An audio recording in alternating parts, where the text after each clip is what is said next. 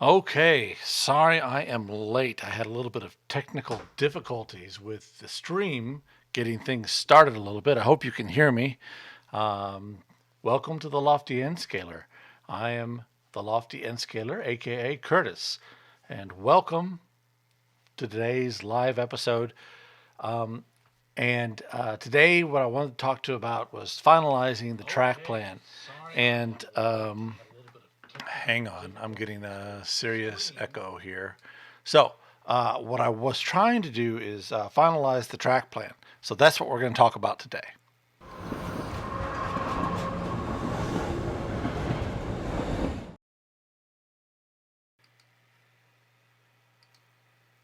Okay, hope everything is good. Hope the sound is okay.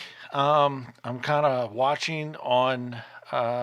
Okay, Chesco says sound is fine. Good. Okay, I was hoping I wouldn't get an echo there. Thank you for confirming that the sound is good. So I wanted to start laying track down in this episode actually, but I really couldn't do it because I really needed to finalize the track plan, and I just wanted to kind of show you guys what exactly I'm thinking about for the track plan. And when it's when you have it in your mind, you think everything's going to work out okay, but when you actually start putting it into some software and things like that, or a CAD program, things aren't jiving quite like you thought they would. So I'm going to show you. I'm on a Mac, so typically my main work computers are Macs. I do have a couple PCs. The train layout is going to be actually run off of a PC. It's going to Railroad and Company only works on PC, and so the PC that I'm going to be using is all the way up in the loft. And what you're seeing right here, right now, this is my photography video workstation. So I edit all my videos on Macs and things like that. So I was kind of having a problem finding software that works on Mac. And I just went into the App Store and found a software called Rail Modeler Pro. And if you're on a Mac, this is actually a pretty decent software. And so let's go ahead and take a look. Now I'm switching to this screen here. You should be able to see my mouse, hopefully. Yeah, it's there, but it's small. And so these are a couple different ideas. I thought about switching. I know that this top part here, I was thinking about actually putting the Union Station in, but when I started fiddling with it, it really wasn't working right. The longest track I could get in there is 59 inches, and the switches are in the wrong place. Then I thought, well, what if I put the Union Station down on here, and then if I did that, my longest track would be what? It'd be like 6 feet long, 72 inches. But honestly, I really don't like how that's working out. I don't like all this dead space up in here. It's just, you've got 82 inches by 3 feet, and all I got is a loop. Now, I could probably put in some switches up here and create some industry and things like that. But as I said before, I don't relish the thought of leaning across 3 feet of stuff. And especially if I have a level above it, access is going to be a nightmare. So I really don't want to do that. So what I did was I went back to the Union Station thing, and this is kind of what I came up with so far. And so I have my 4 Union Station tracks, but all the switch work is actually down here in this 8-foot section. So all the major switches are right down here. And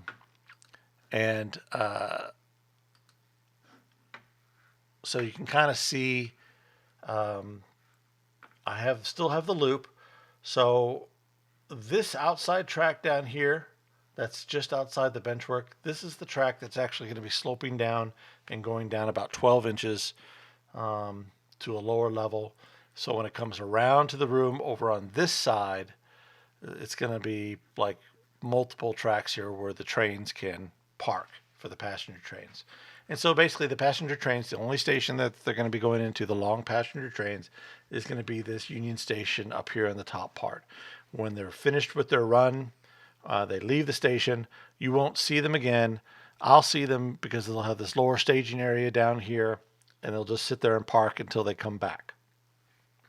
So the loop allows them to turn around and then come back down here, so they can go straight into the station, uh, or and then they can back out and then go around the loop and head back the way they came. Um, Originally, I thought I was going to put a Y down here, so like this track would come here, and then I would have a Y coming down here. Um, I, I'm still playing with this area down here. I haven't decided exactly what I'm going to do with this area. This is only 2 feet long, so I was thinking about having some industry down here. This would be on the lower level, and then this track up here would be like up on a hill here, and then I could have maybe a brewery or something down here, maybe a grain silo down here. This actually could be a switchback, this line here. So I come into here and then come back over here, and then maybe this line comes back down. So that goes down, and then this continues up a little bit. I'm not talking great heights here, just slight heights.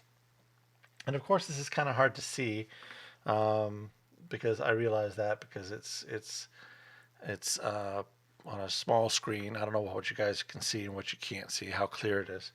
But this back track on the very top part here, that's going to be in a tunnel. That's going to be behind the landscape. Union Station is going to be like right in here. Why does my mouse get big? Anyway, Union Station is going to be right in here. I thought about adding a couple switches in here and then maybe having some engine facilities in here, so we could see. And then all the major tracks, all the tracks will actually come down here and be able to get on this far left track to go to the staging area. And then this track here is where the metros will go. This track here, this inside track. And so the layout will continue going down here and will go around the room.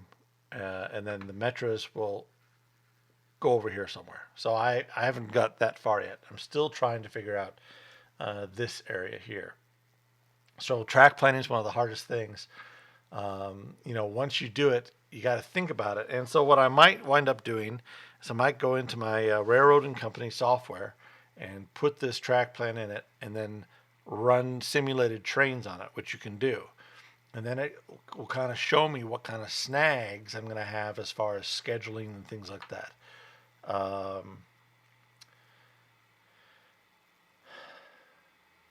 So, yeah. Anyway, so that was the second one. I mean, I spent hours on this trying to figure this out. This was the first one again. That was Union Station. Down here on this one, it just seems to me just a lot of wasted space on this one. It's giving me the length of track I want, but it's not giving me, it's not really visually appealing to me. Down here, I could do a bunch of landscaping and things down here.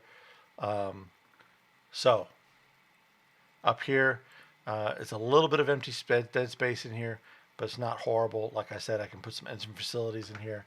Again, the measurement on these tracks here, just to give you an idea, before I even get into the corner, is about 60 some odd inches.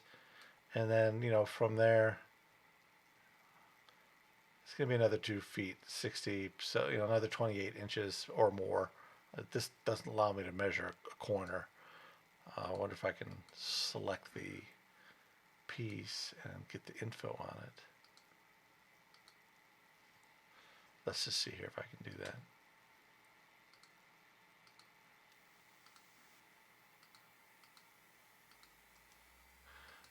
I don't know if I can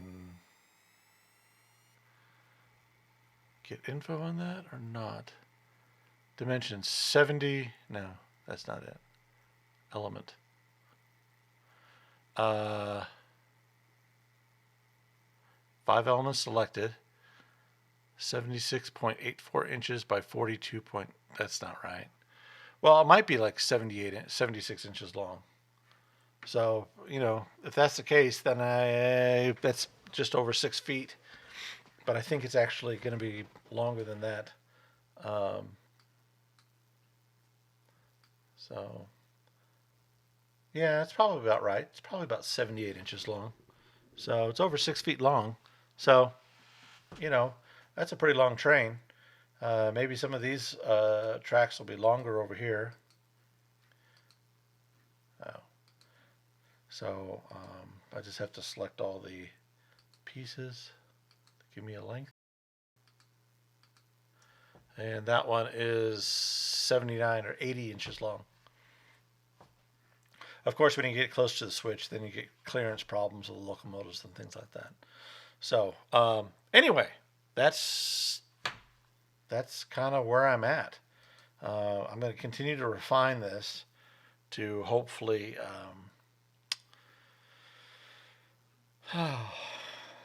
get a better idea. I would like to kind of go around the room to give myself an idea. Again, there's a 2-foot gap here, and then I'm going to have a 3-foot baseboard here. So I could even add like a baseboard in this particular just rectangle, and then it's gonna be 36. Oh hell! Oh, pardon my language.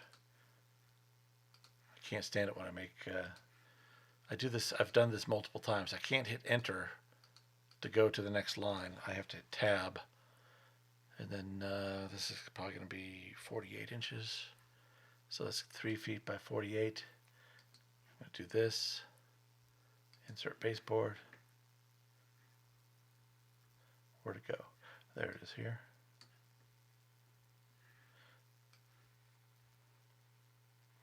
So then this baseboard is going to be something like this. And then I'm going to have a center partition in the middle here, going down the center. So then this track here, I could do a quick edit here. Let's say, okay, and then I'm going to select, do another edit.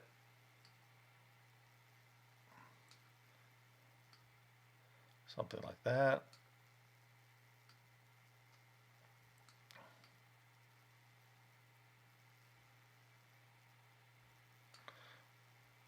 Anyway, I'm having difficulties now. Of course, when I go live, I have difficulties doing this, right? So it's how it always is.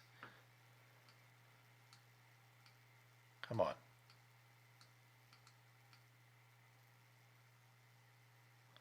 Yeah, okay. So anyway, I could do something like that. And this is flex track I'm doing right here. So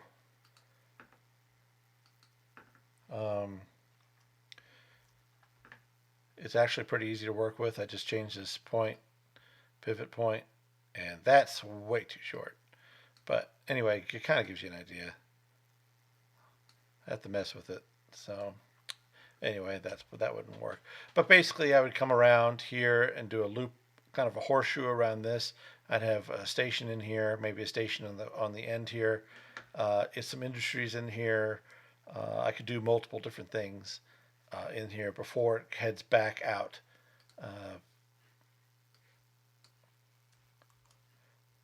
Heads back out this way and down. So the track would it would leave that section and go this way, and then I'd have another 2-foot section here. So anyway, that's the plan. That's what I'm looking at right now as the kind of the plan. I do know this corner back here is going to be pretty much set in stone. So maybe next episode I'll put this corner piece down here. This is all going to be Atlas Code 50 track. It's not going to go as quickly as I wanted it to, but so we're going to be working with a cork roadbed and possibly foam roadbed, because that's what I have in my inventory. Mostly foam right now. I really don't care for the foam. I really prefer the cork roadbed as opposed to the foam. But so, all right. I think that's about it for now. Thank you for tuning in. to the Lofty N Scaler, aka Curtis. If you haven't subscribed, please subscribe. Hit the subscribe button and hit the bell icon next to it. And we'll see you next time. And next time should be a pre-recorded one. So if I'm having a bad connection here, which I may or may not be, I don't know what the connection is like. Is anybody watching? So yeah, Bruce says nice planning tool. Yeah, this is for Mac, and I was pleasantly surprised. It has all the track databases in it. It's got Cato, Arnold's, all the major ones for N scale, and then if you want to go back, you can go into HOE, HO, OO, all the major scales. HO, let's see what kind of tracks they have in HO.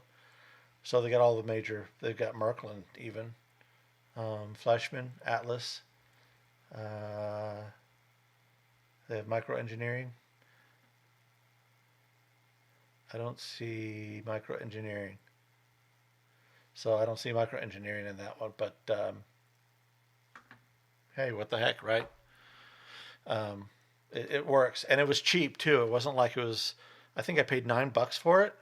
So for $9, really, it gives me just a good idea of how it's gonna.